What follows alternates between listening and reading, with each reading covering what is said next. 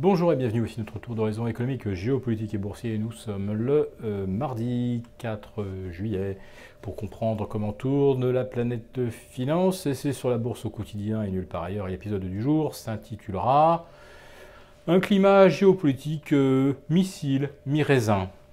Je fais évidemment allusion aux tirs de missiles balistiques et c'est un succès donc pour la Corée du Nord, un missile intercontinental, c'est-à-dire qu'en fait la Corée du Nord serait censée être capable de toucher n'importe quel point du globe, ou en tout cas atteindre éventuellement les États-Unis, enfin peut-être pas la Californie, mais en tout cas l'Alaska.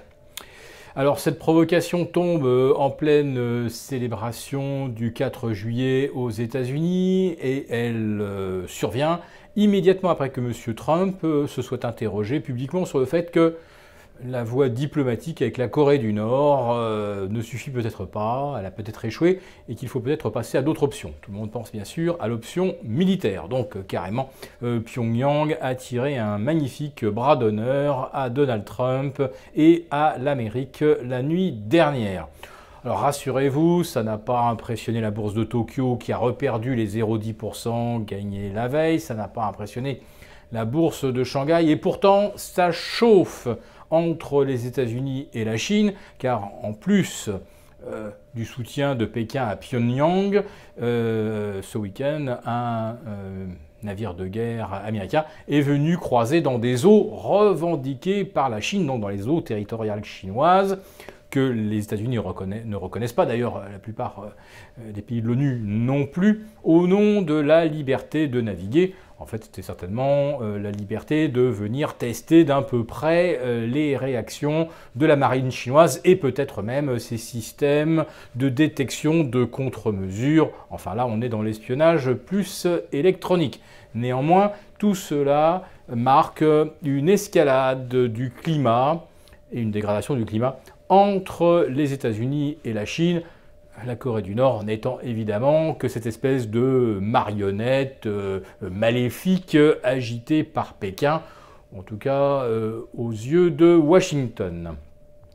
Le climat au Proche-Orient pourrait aussi se détériorer car on s'aperçoit, et c'est de plus en plus clair, que les États-Unis, Israël, l'Arabie Saoudite soutiennent certaines factions rebelles que les troupes d'Assad tentent de chasser du pays, après avoir chassé l'État islamique de l'Est du pays. Donc quand on voit des avions syriens attaqués à coups de missiles ou à coups de munitions plus conventionnelles pour protéger des rebelles au sol, il faut bien se demander pourquoi les États-Unis, pourquoi Israël et pourquoi l'Arabie Saoudite protégeraient-elles ces combattants qui ont juré la perte d'Assad? Ah bah tiens, la réponse est peut-être dans la question. Alors qu'est-ce que cela peut provoquer sur les marchés? Eh bien, vous le savez, depuis le début de l'année, il n'y a eu aucune correction, aucune. Celle survenue la semaine dernière n'a amputé le CAC 40 que de 2,75%. La moitié de ces pertes ont déjà été récupérées hier. On pouvait s'attendre aujourd'hui à une poursuite, alors cette fois-ci au-delà des 5200. Elle n'a pas lieu. Ça, ce n'est peut-être qu'un contretemps. On ne peut rien dire d'une séance comme celle de ce mardi, puisque Wall Street sera fermée et qu'il n'y aura donc pas d'arbitrage transatlantique. Autrement dit, aujourd'hui, on expédie les affaires courantes. Alors, si la tendance avait été vraiment haussière, aujourd'hui, on aurait franchi les 5002. Ce n'est pas le cas. Peut-être y parviendra-t-on demain. Alors après, le point à surveiller, ce sera 5230. Si le CAC 40 fuse à la hausse au-delà de 5230, eh bien, nous patienterons jusqu'à ce que le CAC ait retracé autour de 5320. Et là, nous reprendrons des positions offensives à la baisse. Si jamais le CAC 40 demain bute sur 5230, alors ça sera peut-être le bon moment pour acheter, et bien pour compléter en fait nos positions en BX4. Rappelez-vous que nous l'avions fait avant les élections, alors que le CAC 40 à l'époque plafonnait encore aux alentours de 5050, 5100.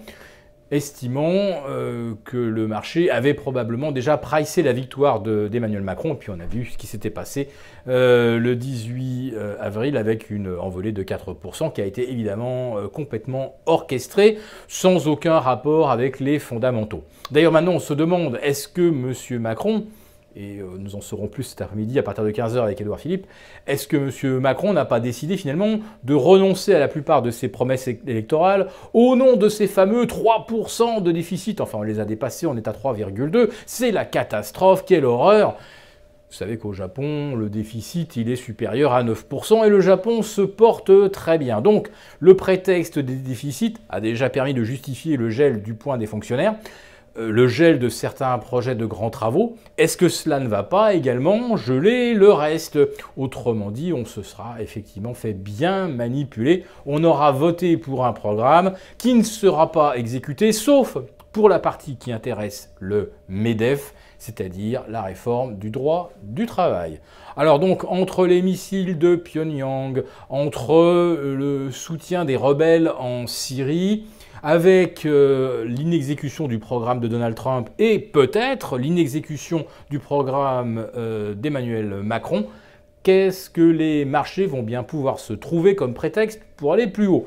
Nous n'en voyons guère, mais nous attendons quand même de voir le CAC à 5230 pour déclencher l'achat de nouveaux BX4. Pour l'instant, on patiente.